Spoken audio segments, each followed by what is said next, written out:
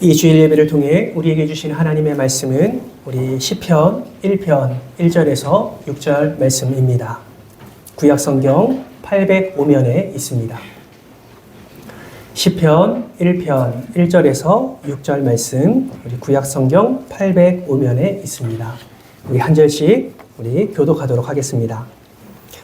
복 있는 사람은 악인의 꾀를 따르지 아니하며 죄인들의 길에 서지 아니하며 오만한 자들의 자리에 앉지 아니하고 오직 여호와의 율법을 즐거워하여 그의 율법을 주야로 묵상하는도다. 그는 시냇가에 심은 나무가 철을 따라 열매를 맺으며 그 잎사귀가 마르지 아니함 같으니 그가 하는 모든 일이 다 형통하리로다.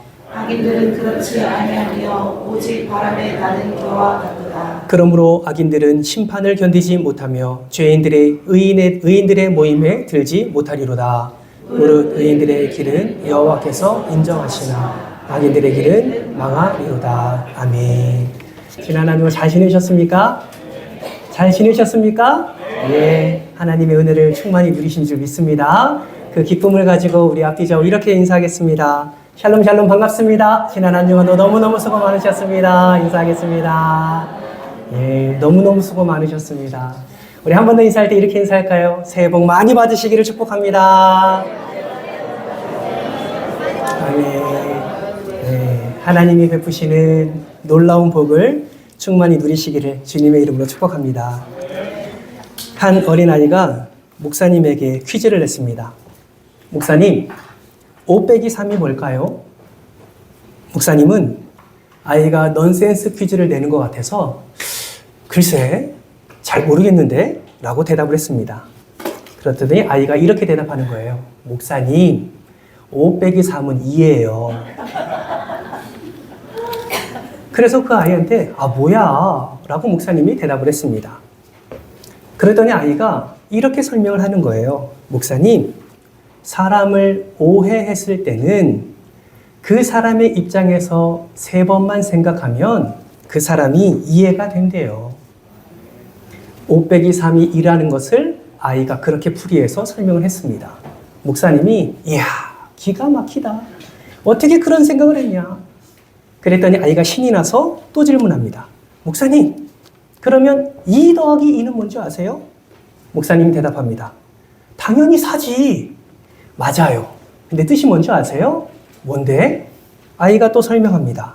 목사님, 이해하고 또 이해하는 것이 사랑이래요. 이야.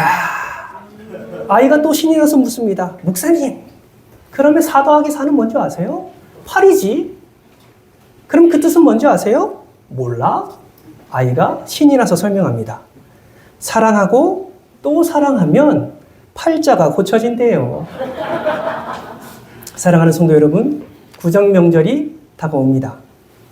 다가오는 새해에는 더욱 이해하고 사랑해서 팔자가 고쳐지는 복을 누리시기를 주님의 이름으로 축복합니다. 그러는 의미에서 옆 사람 빨리 손잡으세요. 빨리 손잡으세요. 그리고 이렇게 축복하겠습니다. 예수님의 마음으로 이해하고 사랑해서 팔자가 고쳐지는 복을 누리시기를 축복합니다. 아멘이신가요? 네, 아멘입니다. 새해입니다. 항상 우리는 새해를 맞이할 때 복에 대한 생각으로 가득하는 것을 우리는 보게 됩니다. 여러분, 우리는 복을 누리는 사람이고 또 복을 우리가 받은 사람입니다. 그러면 어떻게 하면 우리가 다가오는 이 음력 새해 어떻게 하면 우리가 복을 누리고 복을 받으며 그렇게 살아갈 수 있을까요? 여러분, 동양 철학과 수많은 민간 종교에서는 공통적으로 하는 말이 있습니다. 그것이 무엇이냐면 복을 받기 위해서는 그 복을 받을 수 있는 만한 특별한 장소로 가야 한다라는 것이죠. 그래서 풍수지리에서는 명당을 발견하고 그 자리에 앉아야 복을 받을 뿐만 아니라 그 복이 자자손손에게도 흘러간다라고 말을 합니다. 그래서 세상 사람들은 이 명당을 고를 때 3가지를 주목해서 본다고 해요. 첫 번째는 산세, 두 번째는 지세, 세 번째는 수세를 본다고 합니다. 산세는 산의 모양과 정기가 좋은 곳에 가야 된다는 말이고, 지세는 땅의 모양과 위치가 좋은 곳으로 가야 된다는 것이죠. 수세는 물의 흐름이 좋은 땅이어야 복을 받는다라는 것입니다. 그래서 세상 사람들은 이러한 산세와 수세와 그리고 지세가 좋은 곳에 집을 짓거나 묘자리를 삼아야 자자손손 복을 받는다라고 말을 하는 것이죠. 반대로 그러한 자리가 아니라면 어떻게 말합니까?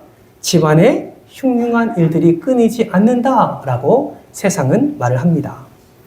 그러나 여러분, 성경은 그렇게 말하지 않습니다. 성경은 복 있는 환경, 복 있는 장소, 복 있는 명당이 아니라 우리가 복 있는 사람이고 우리가 있는 곳에 복이 임한다라고 말씀합니다. 아멘이십니까? 제 말이 아니에요. 성경 신명기 28장 말씀을 보면 복 있는 사람이 성읍에 들어가면 그 성읍이 복을 받고 복 있는 사람이 들에 가면 그 들이 복을 받는다라고 말씀하고 있습니다. 뿐만 아니라 복 있는 사람이 있는 곳에 떡반죽도 복을 받고 복 있는 사람이 있는 곳에 토지와 우양의 새끼와 자녀들이 복을 받는다고 말씀하고 있습니다. 그런데 놀라운 것은 뭔지 아세요? 신명기 28장에 이러한 복의 내용이 기록되어 있는데 그 신명기 28장 앞을 보면 신명기 26장 11절 말씀에서 이미 우리에게 복을 주셨다라고 성경은 말씀하고 있다라는 것입니다. 우리 같이 한번 읽어볼까요? 시작. 내 하나님 여호와께서 너와 내 집에 주신 모든 복으로 말미암아 너는 레위인과 너희 가운데 거류하는 객과 함께 즐거워할지니라. 아멘. 오늘 명절에 여러분들이 함께 가족들을 만날 텐데 여러분은 이미 복을 받은 자들이기 때문에 여러분을 통하여서 함께 거하는 모든 가족들이 즐거움을 누리게 될 줄 믿습니다. 여러분, 구약에서뿐만 아니라 신약에서도 이미 우리가 복을 받은 자다라고 강력하게 선포하고 있습니다. 사도 바울이 에베소서 1장 3절 말씀을 통해서 이렇게 말씀하는데요. 이 또한 같이 한번 읽겠습니다. 시작. 찬송하리로다 하나님 곧 우리 주 예수 그리스도의 아버지께서 그리스도 안에서 하늘에 속한 모든 신령한 복을 우리에게 주시되. 아멘. 사도 바울이 선포하는 거예요. 하나님께서 예수 그리스도 안에서 하늘에 속한 모든 어떤 복을, 신령한 복을 우리에게 주셨다, 안 주셨다? 주셨다라고 선포하고 있는 것입니다. 그러므로 여러분, 저와 여러분은 어떤 자들입니까? 저와 여러분은 이미 하나님이 허락해 주신 충만한 복을 받고 누리는 자들임을 믿으시기 바랍니다. 그러므로 여러분 따라해 볼까요? 가슴에 손을 얹어보세요. 빨리 얹어보세요. 따라합니다. 내가 복 있는 사람입니다. 다시 한번 내가 복 있는 사람입니다. 아멘이십니까? 왜 이렇게 우리는 강조하고 주장할 수 있습니까? 우리가 예수 그리스도를 믿고 그 봉의 근원이신 예수 그리스도가 우리 안에 거하고 있으며 우리 또한 예수 그리스도 안에 거하고 있기 때문인 줄 믿습니다. 그렇기 때문에 여러분이 어디를 가든지 어디에 있든지 상황과 환경에 상관없이 그곳에서 예수 안에 거하기만 하면 여러분이 있는 그곳에 복이 임하게 될 줄 믿습니다. 바라고 소망하기는 우리 모든 성도들 한 분도 예배됨이 없이 우리 함께 예배드리는 모든 성도님들이 2025년도에는 이미 허락해 주신 그 복을 충만히 누리시고 또 충만히 흘려보내시는 축복의 통로 되시기를 주님의 이름으로 축원합니다. 그렇다면 어떻게 하면 이미 우리에게 허락해 주신 복을 우리의 삶 속에서 우리는 누리며 살 수 있을까요? 그 방법, 그 전략이 오늘 우리가 함께 교독한 시편 1편 말씀을 통해서 우리는 확인할 수가 있습니다. 하나하나 살펴볼까요? 복 있는 사람이 계속 복을 누리려면 어떻게 해야 되냐? 첫 번째는 복 있는 사람과 어울려야 합니다. 아멘이십니까? 어떤 사람과 어울리라고요? 복 있는 사람과 어울려야 한다라는 거예요. 여러분, 아리스토텔레스가 이런 말을 했어요. 인간은 사회적인 동물이다. 여러분, 무엇을 담고 있습니까? 누구와 어울리고 누구와 교제하느냐에 따라 그 사람은 영향을 받게 되어 있고 그 영향이 그 사람의 인생을 바꿀 수도 있다라는 것을 담고 있는 것입니다. 그렇기 때문에 내가 복 있는 사람과 함께 동행하면 내 인생에 더 풍성한 복을 누리게 되지만 반대로 내가 세상 사람들, 다시 말하면 하나님을 거스리는 사람들, 하나님이 없다고 말하는 사람들, 하나님을 모르는 사람들하고 계속 어울려 다니면 우리는 그들과 똑같은 존재가 될 수도 있다라는 것을 우리는 반드시 기억해야 되는 것입니다. 그렇다면 여러분, 우리가 복 있는 사람과 어울려야 되는데 그러면 어떤 사람과는 어울리지 말아야 할까요? 첫 번째는 악인과 어울리면 안 됩니다. 오늘 본문 1절 상반절 말씀, 우리 화면을 보면서 같이 한번 읽어볼까요? 화면을 보면서 같이 한번 읽습니다. 시작! 복 있는 사람은 악인들의 꾀를 따르지 아니하며. 아멘. 성경은 악인들의 꾀를 따르지 않아야 한다라고 말씀하고 있습니다. 여러분, 여기서 말하는 악인은 누구를 말할까요? 이를 알기 위해서는 우리가 시편 4절 말씀을 우리가 함께 읽어보면 좋겠습니다. 이 또한 같이 한번 읽을까요? 시작! 악인은 그의 교만한 얼굴로 말하기를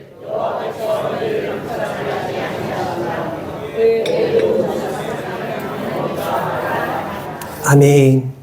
여러분, 일반적으로 사람들은 악인이라 하면 무언가 도덕적으로, 윤리적으로, 그리고 법적으로 악한 사람이다 라고 생각을 합니다. 그런데 성경은 그렇게 말하지 않아요.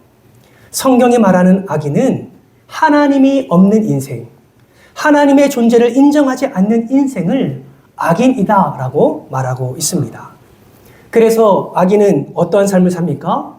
하나님의 존재를 인정하지 않으니까, 하나님이 살아계심을 인식하지 않고 살아가니까 자기 마음대로 사는 거예요. 본능대로 살아갑니다. 욕구대로 살아가고요. 자기 감정대로 살아가게 되는 것이죠. 여러분, 이러한 악인들의 꾀에 빠지게 되면 우리는 어떻게 될까요?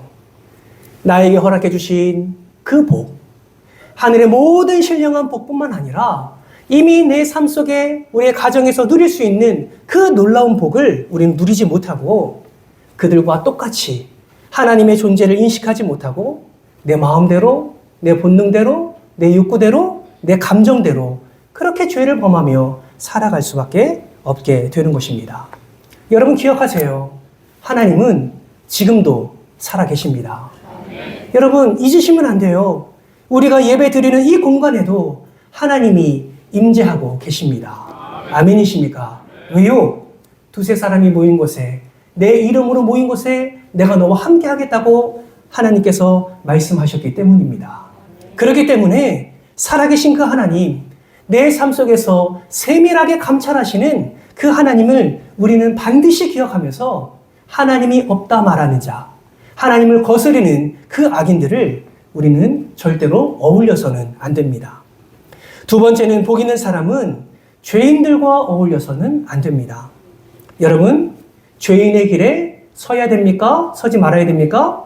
서지 말라고 성경은 말씀하고 있습니다. 하나님 없는 인생을 사는 자들이 악인이라면 그러면 죄인은 어떠한 자들일까요? 여기서 말하는 죄인은 하나님을 믿고 예수를 믿지만 그 하나님의 뜻대로 살지 않는 자들을 의미합니다. 주여 주여 말은 많이 하는데 삶 속에서 나여 나여 하며 살아가는 자들을 의미한다라는 것이죠. 하나님을 알지만, 예수를 알지만 전혀 인생길을 가는 가운데 그 예수가 자신의 삶의 주인 되지 아니하고 내가 주인 행세하며 살아가는 자를 죄인이라고 성경은 말을 하고 있는 것입니다.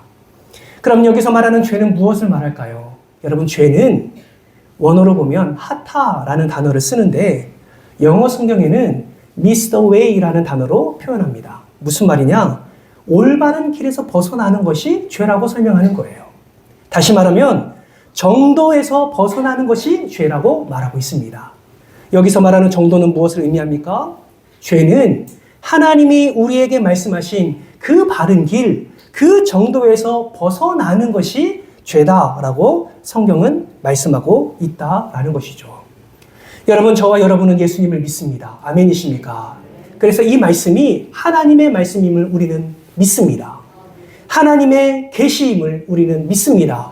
그렇기 때문에 이 말씀이 길이라고 우리는 고백하고, 이 말씀이 진리라고 고백하고, 이 말씀이 생명이라고 우리는 믿음으로 선포하는 것이죠. 그런데 만약에 우리가 이 말씀을 떠나 살고 있다면, 길이고 진리고 생명이라 고백하면서도 우리의 삶 속에서 세상의 길을 찾고 세상에서의 진리를 찾고 세상에서의 생명을 얻으려고 우리가 발버둥 치고 있다면 우리 또한 그런 죄인의 길에 서게 됨을 우리는 반드시 기억하셔야 합니다. 하나님은 그러한 죄인들과 함께 하기를 기뻐하지 않으십니다. 그 길에 서지 아니하고 오직 하나님께서 우리에게 말씀하신 그 정도를 걸어가 하나님께 영광 올려드리는 삶을 살기를 하나님은 바라고 계십니다. 여러분에게 부탁합니다. 죄인의 길에 서지 마시기를 주님의 이름으로 축복합니다. 세 번째, 복 있는 사람은 오만한 자들과 함께하지 않습니다. 여기서 말하는 오만한 자는 바로 교만한 자를 의미합니다. 여러분, 교만한 자의 특징이 무엇입니까? 교만한 자는요, 높은 자리, 섬김받는 자리, 인정받는 자리를 좋아합니다. 여러분, 이사야 14장 13절 말씀을 한번 보시면 교만한 자의 대표인 사단이 이렇게 말하는 것을 보게 됩니다. 우리 같이 한번 읽어볼까요? 시작! 내가 내 마음에 이르기를 내가 하늘에 올라 하나님의 무별 위에 내 자리를 높이리라. 내가 북극 지폐 산 위에 앉으리라. 아멘. 여러분, 사단이 무엇을 말합니까? 별도 높은데 별 위에 자신의 자리를 높이겠다라고 말하고 있습니다. 또한 북극 지폐 산 위에 앉을 것을 말하면서 자신이 높아지기를 소망하는 마음을 표현하고 있습니다. 이는 사단이 하나님의 자리를 탐하고 하나님의 자리를 차지하겠다는 것을 의미하는 것이죠. 사랑하는 성도 여러분, 성숙한 그리스도인은 교만함을 멀리합니다. 성숙한 그리스도인들은 예수님을 닮아 사는 사람이기 때문에 대접을 받는 자리, 높임을 받는 자리가 아니라 예수님처럼 더 겸손하고 섬기는 자리에 거하는 자들입니다. 그러나 이러한 성숙한 그리스도인들이, 이러한 복 있는 사람들이 오만한 자와 함께하면, 교만한 자와 함께하면 어떻게 된다고 말씀하고 있습니까? 그들과 똑같이 오만한 자가 되고 교만한 자가 될 것임을 오늘 성경에서 말씀하고 있는 것입니다. 그래서 여러분, 오늘 본문의 시편 기자는 절대로 악인과 어울리지 마십시오. 죄인과 어울리지 마십시오. 오만한 자와 어울리지 마시고 오직 복 있는 사람과 함께 어울려서 이미 허락해 주신 복을 충만히 누리라고 우리에게 강조하고 있는 것입니다. 그러므로 여러분, 우리는 내가 만나야 될 사람과 만나지 말아야 될 사람을 우리는 명확하게 구분해야 합니다. 그들을 사랑해야죠. 모든 사람을 사랑해야 됩니다. 우리를 사랑하셔서 십자가의 사랑을 허락해 주신 것처럼 그들을 사랑하고 섬겨야 됩니다. 그러나 그들과 어울리는 자리, 악인과 죄인과 오만한 자리에 함께 해서는 안 된다라는 것입니다. 내가 누구와 교제하느냐에 따라 그에게 우리는 영향을 받을 수밖에 없습니다. 그러므로 여러분, 오늘 이 말씀의 거울 앞에 여러분의 관계를 한번 점검해 보시기 바랍니다. 내가 지금 누구와 가까이 하고 있는가? 내가 지금 누구와 만남 속에서 어떻게 살아가고 있는가? 여러분, 저는 여러분에게 감히 말씀드릴 수 있습니다. 지금 여러분과 가깝게 하는 그런 자들의 삶이 미래의 여러분의 삶이 될 수도 있습니다. 그러므로 여러분, 만남을 귀하게 여기시고 이 만남의 중요성을 깨달으셔서 날마다 기도하며 그 복 있는 사람과 어울리는, 그래서 복을 누리는 여러분 되시기를 주님의 이름으로 축복합니다. 잠언 13장 20절 말씀 한번 보실까요? 같이 한번 읽겠습니다. 시작. 지혜로운 자와 아멘. 여러분, 이 말씀을 마음에 새기십시오. 그리고 여러분, 선택하십시오. 지혜로운 자와 지혜로운 길을 걸어갈 것인지, 아니면 미련한 자와 그 길을 가면서 해를 받게 될 것인지, 여러분이 선택하시고 여러분이 결단하시고 여러분이 나아가시기를 바랍니다. 하나님의 말씀이 진리라 여기신다면 여러분, 지혜 있는 자와 동행하시기를 주님의 이름으로 축복합니다. 많이 기도하십시오. 여러분의 만남과 관계만을 위해서 기도하지 마시고 2025년 올 한 해에 이 만남의 복을 통하여서 이미 우리에게 허락해 주신 하나님의 복을 더 충만히 누리도록 여러분의 자녀를 위해서 기도하시기 바랍니다. 여러분의 자녀에게도 만남의 복이 필요하지 않습니까?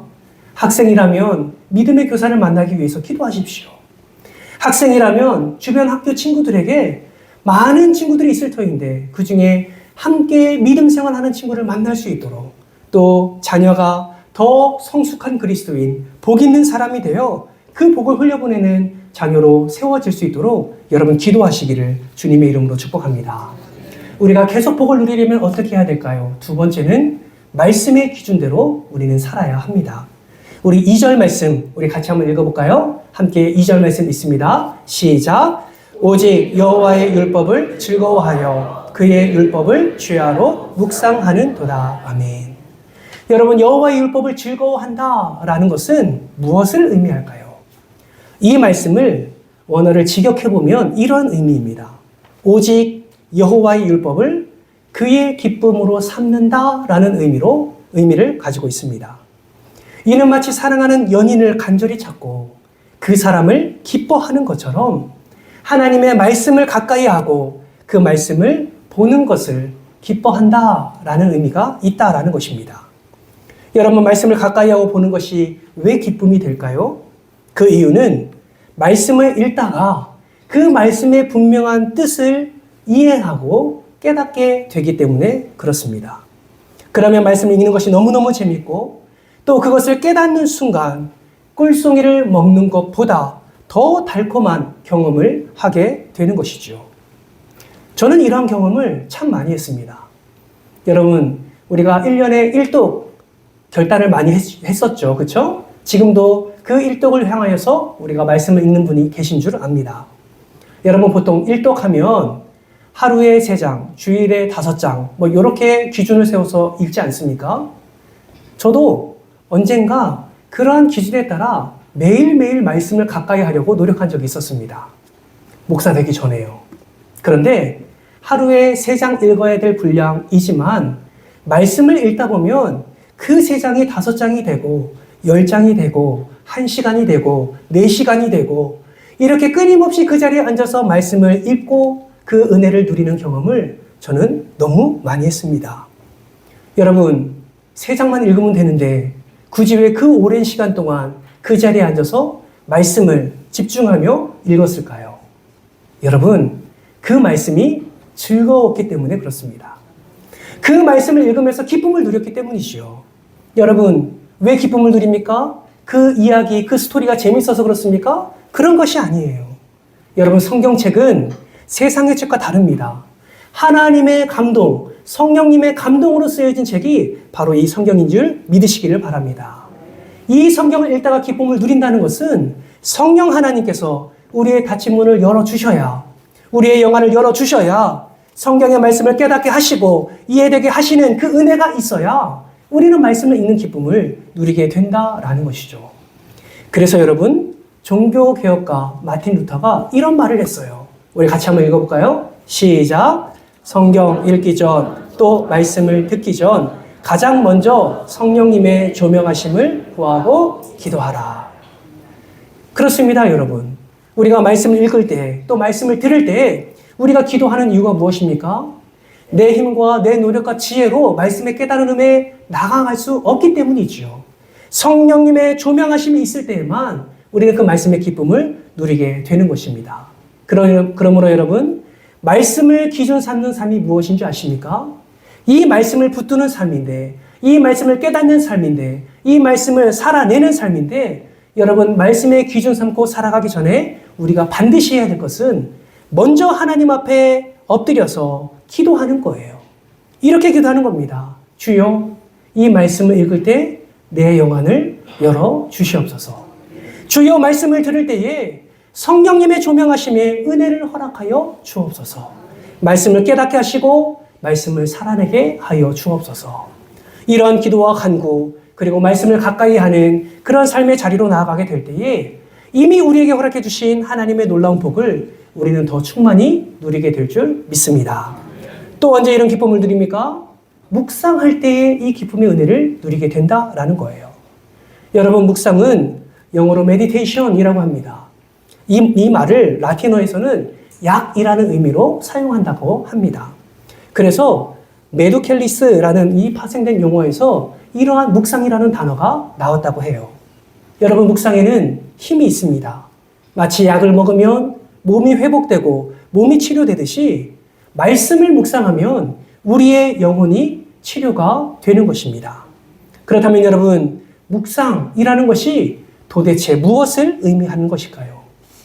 많은 사람들은 묵상이라고 하면 어떤 생각을 하거나 아니면 조용한 공간에 들어가서 하나님의 말씀을 곰곰이 명상하는 것을 묵상이라고 생각하는 경우가 많습니다.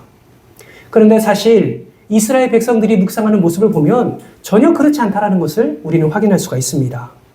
이스라엘 사람들은 묵상을 어떻게 하냐? 여러분 혹시 성지순례 가보셨습니까? 가보신 분들은 이 이스라엘의 묵상의 방법을 보신 적이 있을 겁니다. 저도 기회가 돼서 한번 가봤는데요. 여러분, 예루살렘 성전이 있었던 그 터, 남아있는 벽이 있습니다. 이 서쪽 벽을 통곡의 벽이라고 하는데 그 벽에 가보면 수많은 사람들이 그 벽 앞에 책상을 펴놓고 성경책을 펴놓고 무엇을 하냐? 몸을 이렇게 흔들면서 그 말씀을 끊임없이 읽어요. 그 성경 말씀을 통해서 은혜를 누리고자 그 성전 앞에서 거의 무너지다가 이제 얼마 남지 않는 그 성벽 앞에서 그렇게 성경책을 펴고 이렇게 말씀을 읽으면서 몸을 흔들면서 계속해서 읊조리는 것을 저는 보게 되었습니다.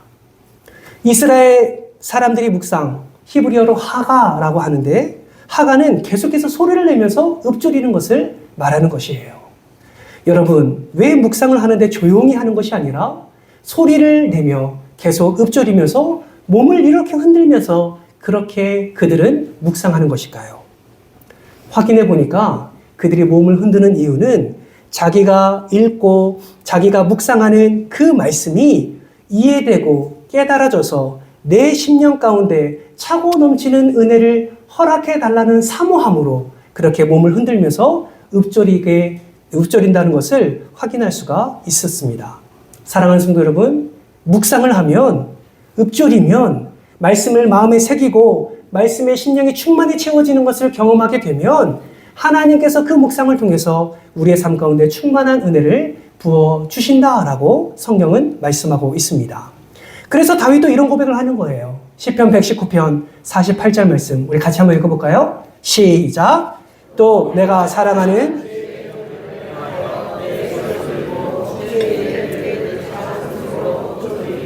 아멘.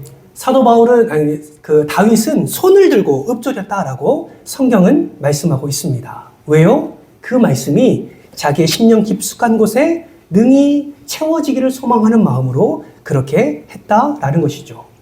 사랑하는 성도 여러분, 말씀을 계속 읊조리면서 묵상하심으로 더 풍성한 은혜를 누리시기를 주님의 이름으로 축복합니다.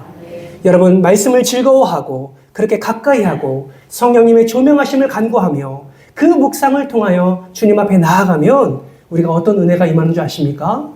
여러분, 우리는 성경을 통으로 이해하지 못하고 단편적인 이야기, 어느 한 인물로 이해할 때가 너무나 많습니다. 그러나 묵상을 하다 보면 구약과 신약의 연결을 경험할 수 있고 구약에서 말하는 것의 의미와 신약에서 말하는 의미가 무엇인지를 분명하게 깨달을 수가 있게 됩니다. 뿐만 아니라 짧은 말씀이라 할지라도 그 말씀을 묵상하면 그 말씀 속에서 우리의 삶에 적용할 수 있는 신앙적인 원리가 발견되게 되어진다라는 것이죠. 그 신앙의 원리를 가지고 삶에 적용하고 살아낼 때 그것이야말로 말씀을 기준 삼고 살아가는 삶의 모습이다라는 것을 우리는 알 수가 있는 것입니다. 사랑하는 성도 여러분, 말씀을 즐거워하시고 말씀을 묵상하심으로 말씀의 원리가 여러분의 삶 가운데 풍성한 열매로 맺어지기를 주님의 이름으로 축복합니다. 그것이 오늘 보면 3절 말씀에 나와 있는 거예요. 같이 한번 읽어볼까요? 시작! 그는 시냇가에 심은 나무가 철을 따라 열매를 맺으며 그 잎사귀가 마르지 아니함 같으니 그가 하는 모든 일이 다 형통하리로다. 아멘. 말씀을 기준 삼고 살아가는 자의 삶이 어떠하다고요? 모든 일이 다 형통하게 될 것임을 우리 주님께서 약속하셨습니다. 바라고 소망하기는 이 은혜가 여러분의 삶 가운데 충만히 일어나기를 주님의 이름으로 축복합니다. 여러분, 말씀이 회복되면 우리의 삶이 회복됩니다. 말씀이 다시 일어나게 되면 우리의 삶이 다시 일어나게 되는 것이죠. 말씀을 가까이 하고 묵상할 때 우리는 형통의 은혜를 누리게 되는 것입니다. 그러므로 여러분 기억하십시오. 성경에서는 말씀을 떠난 형통, 말씀이 빠진 성공은 없다라고 말씀하고 있습니다. 형통은 말씀과 함께 가는 것이고 복은 말씀과 함께 가는 것임을 우리는 반드시 잊지 말아야 할 줄 믿습니다. 여호수아도 이러한 형통의 복을 누렸습니다. 우리 여호수아 1장 8절 말씀도 우리 같이 한번 읽어보겠습니다. 시작! 이 율법책을 내 입에서 떠나지 말게 하며 주야로 그것을 묵상하여 그 안에 기록된 대로 다 지켜 행하라. 그리하면 내 길이 형통하게 될 것이며 내가 형통하리라. 아멘. 말씀 기준을 삼고 살아갈 때에 저와 여러분의 삶 가운데 가정과 일터 가운데 하나님의 복을 충만히 누리게 될 줄 믿습니다. 마지막 세 번째는 마지막 심판의 자리가 있음을 우리는 기억하며 살아가야 합니다. 여러분, 우리가 이 세상을 살아갈 때에 마지막 때를 생각하지 않고 살아갈 때가 너무나 많습니다. 삶이 분주하다 보니 삶 속에서 할 것이 너무나 많다 보니 또 내가 바라고 원하고 내가 채우고자 하는 욕구가 너무 많다 보니 마지막 때를 생각하지 않고 살아갈 때가 너무나 많다라는 것이죠. 그런데 오늘 본문 4절에서 6절 말씀은 마지막 때가 분명히 있음을 우리에게 말씀하고 있습니다. 그 마지막 때에 어떤 일이 일어나냐? 여러분 5절 말씀을 한번 보실까요? 5절은 이렇게 말씀합니다. 그러므로 악인들은 심판을 견디지 못하며 죄인들이 의인들의 모임에 들지 못하리로다. 여러분 마지막 때에 무엇이 있다고 지금 말씀하고 있습니까? 심판이 있다고 말씀하고 있습니다. 여러분 우리가 언젠간 죽게 되지요. 그러나 그 죽음이 끝이 아니다라는 것입니다. 반드시 심판이 있을 것임을 오늘 본문은 말씀하고 있습니다. 이 심판을 4절 말씀에서는 무엇으로 비유하고 있습니까? 바람에 나는 겨라는 표현으로 이 심판을 비유하고 있습니다. 여러분 이것은 무엇을 의미합니까? 예전에 우리가 농부가 추수를 하고 나서 우리 알곡과 가라지를 구분하기 위해서 키질을 하지요. 키질을 해서 알곡은 안쪽으로 모으고 그리고 가라지는 바람에 날아가도록 하게 됩니다. 그래서 알곡을 모아서 창고에 들여놓고 가라지는 어떻게 합니까? 모아서 불태워 버리는 것이죠. 여러분 마지막 때에 이 심판대가 반드시 있을 터인데 이 심판을 통해서 알곡, 가라지 구분되어짐을 우리에게 분명히 성경은 말씀하고 있습니다. 여러분 정말 여러분을 축복합니다. 바람에 나는 겨와 같은 인생을 살지 않기를 주님의 이름으로 축복합니다. 마지막 때를 기억하십시오. 우리는 결국 죽습니다. 그리고 우리는 결국 예수 그리스도 앞에 서게 될 것입니다. 히브리서 9장 27절 말씀도 그렇게 말씀하세요. 한 번 죽는 것은 사람에게 정해진 것이요 그 후에는 무엇이 있으리니? 심판이 있으리니. 그러므로 여러분 올 2025년 살아갈 때에 여러분 앞에 선택의 기로가 있을 때 이 마지막 심판 때를 기억하면서 여러분 하나님이 기뻐하시는 선택을 하시기를 주님의 이름으로 축복합니다. 말씀을 맺겠습니다. 오늘 말씀은 누구와 함께 하느냐가 행복의 원리가 되고 그 행복의 원리를 충만히 누리기 위해서는 말씀과 함께 하야 함을 우리 말씀을 통해서 우리에게 말씀하고 있습니다. 사랑하는 성도 여러분, 행복하고 싶으십니까? 그렇다면 복 있는 사람과 어울리시기를 주님의 이름으로 축복합니다. 행복하고 싶으시다면 정말 말씀을 기준 삼고 살아가시기를 소망합니다. 그리고 마지막 때가 있음을 기억하며 그 심판 때에 내가 말씀대로 살지 않는 죄인이 되어서 악인과 오만한 자와 가까이 해서 그들과 함께 죄를 지음으로 말미암아 우리가 심판 때에 지옥으로 가는 것이 아니라 하나님이 예비하신 천국 백성 될 수 있기를 주님의 이름으로 축원합니다. 구정 명절입니다. 여러분을 많은 사람들을 만나게 될 터인데 어디를 가든지 내가 복 있는 사람임을 기억하시고 복 있는 사람답게 예수님처럼 더 섬김과 더 사랑을 나타내 주셔서 여러분을 통해서 말씀이 생명임을 드러나고 여러분의 모습을 통하여서 하나님이 영광 받으시는 귀한 은혜의 시간들 되시기를 주님의 이름으로 축복합니다. 이 시간 우리 함께 말씀을 기억하면서 우리 기도의 자리로 나아가겠습니다. 이 시간에 기도할 때에 여러분의 삶의 모습들 하나하나를 한번 점검해 보시기를 바랍니다. 내가 누구와 가까이 하고 있는지, 하나님이 아니라 내 만족을 위해서 함께 죄를 짓는 자들과 함께 같이 있지는 않은지 여러분 한번 점검해 보시기 바랍니다. 내가 복이 있는 사람인데 왜 나는 지금 복을 누리지 못하는지도 한번 생각해 보시기 바랍니다. 내가 복이 있는 사람인데 왜 내 삶 속에는 그 복이 흘러가지 않는지 한번 생각해 보시기 바랍니다. 그리고 오늘 말씀을 붙잡으며 다시 복 있는 사람으로, 복을 누리는 사람으로, 복을 흘려보내는 사람으로 나를 온전히 세워 주옵소서. 이러한 소망의 마음을 가지고 이 시간에 주여 한번 외치고 동성으로 기도하며 나갑니다. 하나님, 우리는 열심히 살아가고 있습니다. 어쩌면 우리가 복을 누리기 위해서, 행복하기 위해서 우리의 시간과 우리의 물질과 우리의 에너지를 다해서 그렇게 우리는 열심히 달려가고 있습니다. 그런데 하나님, 내 삶을 돌아보면 전혀 복이 없는 것 같습니다. 성경은 이미 복을 저렇게 주셨다고 말씀하시는데 내 삶은 꼬여가는 것만 같습니다. 삶의 문이 활짝 열리면 좋겠는데 내 인생의 문은 자꾸 닫혀지는 것만 같습니다. 하나님, 이미 모든 신령한 복을 우리에게 주셨다고 말씀하시는데 그 모든 복을 통해서 너와 내 집에 거하는 모든 이들 객이라도 함께 즐거워할 것이라고 말씀하시는데 하나님, 왜 우리는 복을 누리지 못하는 것만 같을까요? 오늘 본문 말씀을 통해서 그 복을 누릴 수 있는 길을 우리에게 허락해 주신 줄 믿습니다. 하나의 이야기로 끝나지 않기를 원합니다. 그냥 한 사람의 떠드는 소리로 끝나지 않기를 소망합니다. 나에게 허락해 주시는 말씀으로 붙잡기를 소망합니다. 지금도 살아계신 하나님, 지금도 하나님의 자녀들이 행복하게 살기를 바라시는 그 하나님의 마음을 우리가 바라보며 이 말씀 붙들고 복 있는 사람과 어울리기를 힘쓰고 말씀의 기준대로 살아가기를 힘쓰며 마지막 때가 있음을 기억하며 오직 그 생명의 은혜를 우리의 삶 속에서 충만히 누릴 수 있는 우리의 삶이 되게 하여 주시옵소서. 구정명절입니다. 어떤 이들은 만나기만 하면 싸움이 일어나고 만나기만 하면 갈등이 일어나는 가족들도 있습니다. 그러나 사랑하는 주의 자녀들의 가정 가운데는 기쁨이 넘쳐나게 하시고 우리 성도들을 통하여서 즐거움이 넘쳐나게 하시고 우리 성도들의 섬김과 그 사랑 흘려보냄을 통하여서 만족함과 감사가 넘쳐나는 귀한 구정명절 되게 하여 주시옵소서.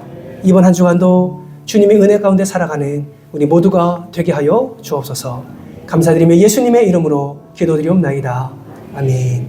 지금은 우리 주 예수 그리스도의 은혜와 하나님 아버지의 그 크신 사랑과 성령 하나님의 감화 감동 내주 교통하심의 은혜가 이미 복을 받은 자답게 복 있는 사람들과 함께 어울리고 말씀의 기준으로 살아가며 마지막 심판이 있음을 기억하며 복을 계속 누리는 자로 살아가기를 소망하는 모든 성도들 머리머리 위에, 이들의 가정과 자녀들 위에, 우리 은총교회 위에 이제로부터 영원토록 함께 있을지어다. 아멘.